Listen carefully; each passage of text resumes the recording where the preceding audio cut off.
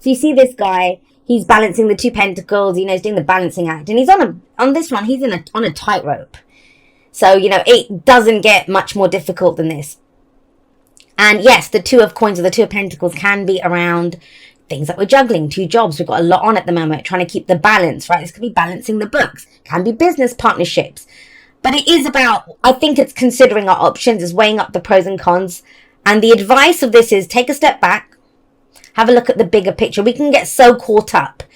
I've seen this card come up in people's readings where they're using their work to distract themselves from dealing with something in their life. I'm not really getting that here. That may apply to some of you, but it's the past, right? Foundation. Last week, last month, last year. Either you've been juggling like 2 jobs, 2 situations, or whatever it is. But very much the question has come up now around, well, okay, which one do I commit to? Which one do I kind of really go for? Which seed do I invest my time and energy into? Because I do see that coin, that pentacle, as I always call it the acorn, right? Especially the Ace of Pentacles. The acorn that we plant. So have you been trying to figure out what the potential is here in 2 situations? You may not have even done anything. I mean, pentacles, yes, are around our physical security, stability. Things we can see, feel, and touch, right? Our physical reality. So that can include our physical bodies, our relationships, homes, jobs, investment, savings, all of that wonderful stuff, possessions, right? But this is very much, I kind of feel, especially with this ace coming up here, it's because that's the past. This is where we are now. It's about picking one, and it doesn't mean you're going to drop one of your jobs or whatever, but one of them is back to become your main squeeze. That's what's kind of coming up here with the Ace of Pentacles. And that's what it's going to grow into, that beautiful oak tree. But as you've often heard me say, when we commit to this, and it's a long-term commitment, when we commit to this, we commit to growing the acorn. We don't because we've seen the potential of the oak tree, or we don't commit to the oak tree. I know that sounds kind of bizarre, right? But there is some of that coming in here.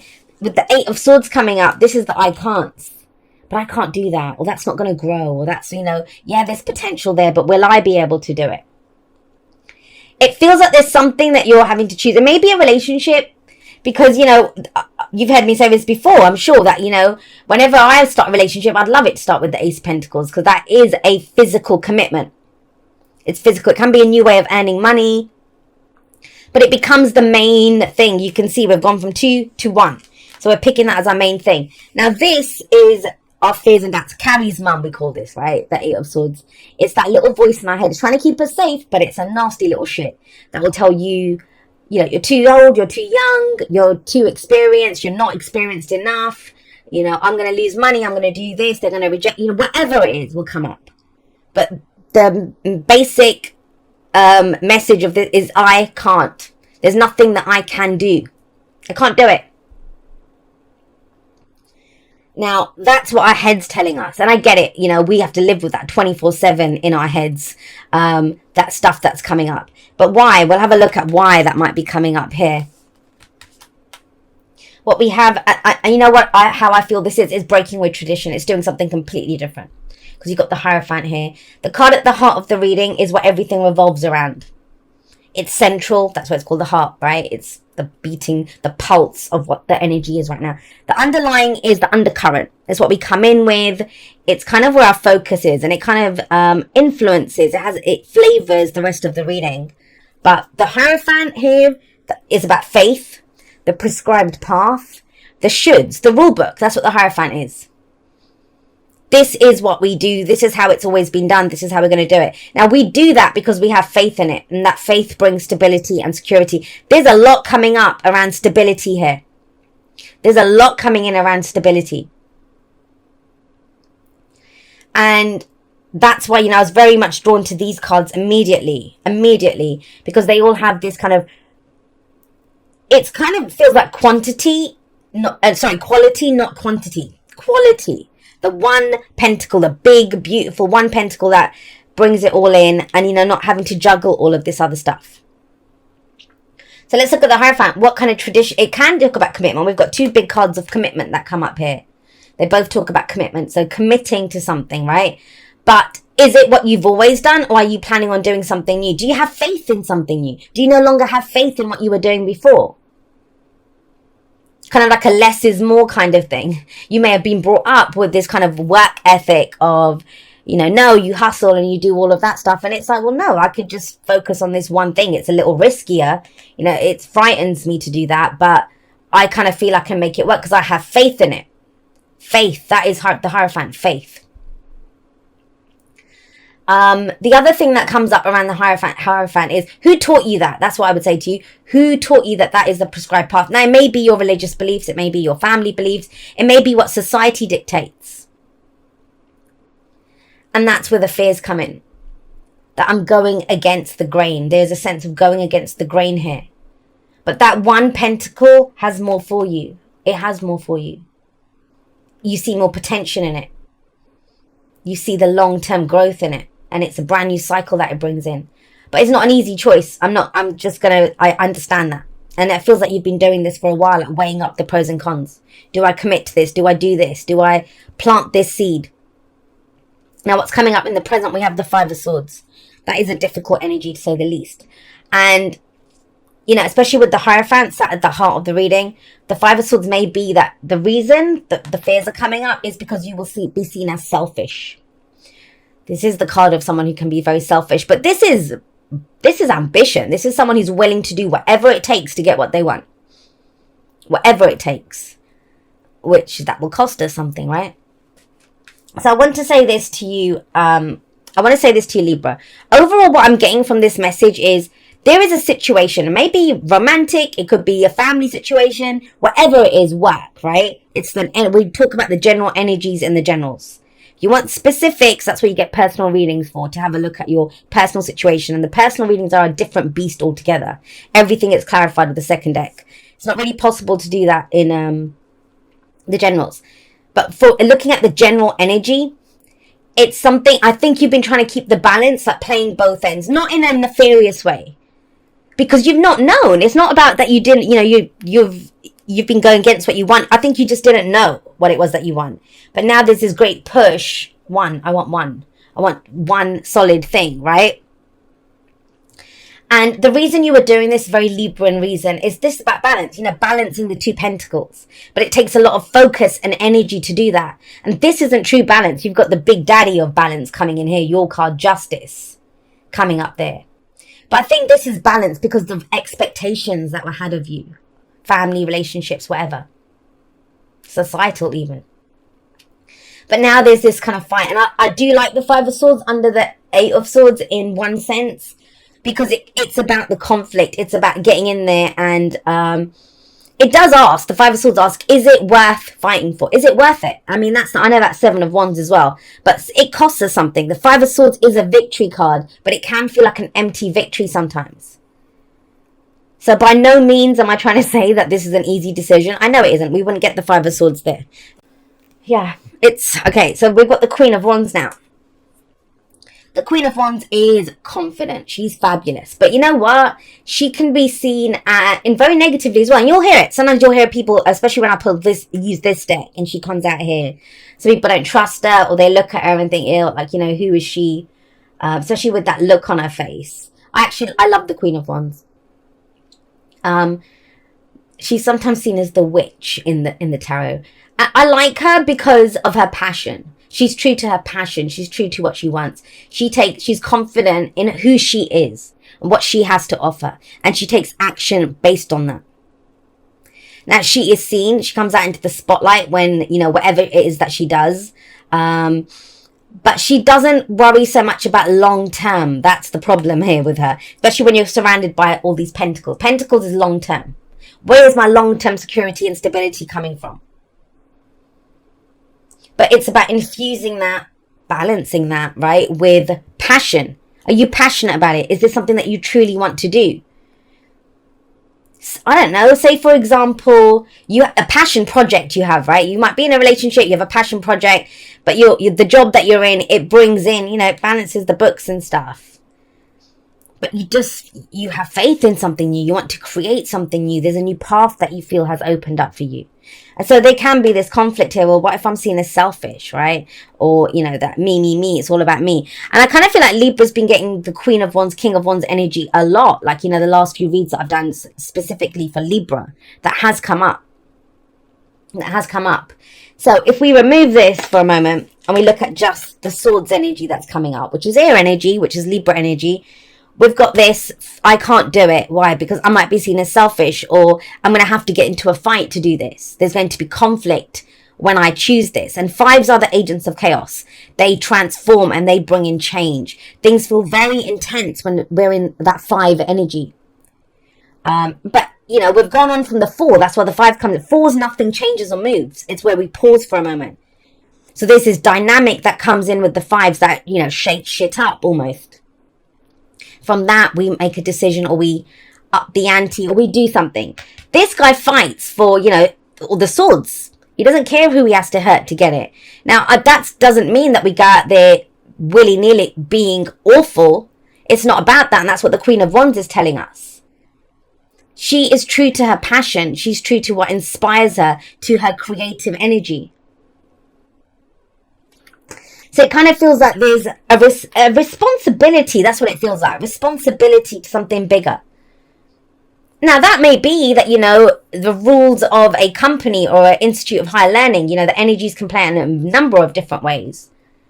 But the point is, what is the conflict here with that 5 of Swords? And what are you weighing up? Is it your own needs versus other people's needs? Is it, you know, whatever it might be, the emotion? Well, there's not really any cups coming up here. This is more about doing, building, committing to things. That's what it feels like. But remember that the present is advice. We get advice from the cards, and the advice is be true to your passion. Be true to the fire that's burning within you. Because when we don't act on that fire, and there's a card in Wisdom of the House of Night, which is the Oracle deck that I'll be using, called Lust. And it talks about the same thing, where, you know, you can have passion for something, but which is great, it fuels us to act, that's great. But where we don't act on it, then it burns within us, it consumes us. So that could be inner conflict that's going on. That's something that you know that you want to go for. That's the King, the Queen, and the Knight, even the Page of Wands. They all go for it. They take action. They put their energy out into the world. But yeah, it kind of feels like there's a few raised eyebrows at the very least about what you're planning to do, who you're planning to be with, whatever this situation is. Also, I will say this. You may be envisioning it as a fight, 5 of Swords. You may be thinking this is going to turn nasty. As soon as I turn around and say, yeah, I'm dropping one of those pentacles, whatever that might be, and I'm going to do this, there's going to be a backlash. There can be a fear of that with the 5 of Swords.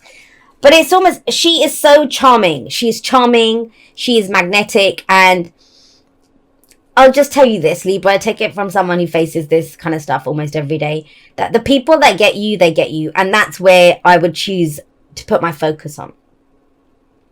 Because if they can't accept you, if, you know, the only way that people will accept you is if you shuffle, or if you're juggling the pentacles they want you to juggle, then that's not even about you. That's about the use that you are to them.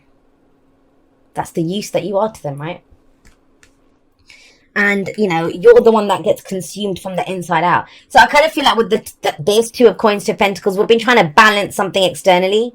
Maybe for our family, maybe for work. You know, we've been taking on a lot, juggling so much. But there is something here now. And it may be a passion project. It may be a person, you know, that your family or society kind of deems that is not right for you. But the Queen of Wands is very much saying that focus on that. What drives you? You know what drives you. You know what is that fire in your belly. You know where that comes from. So what is that? And is it your truth? You'll know if it's your truth with that 5 of Swords.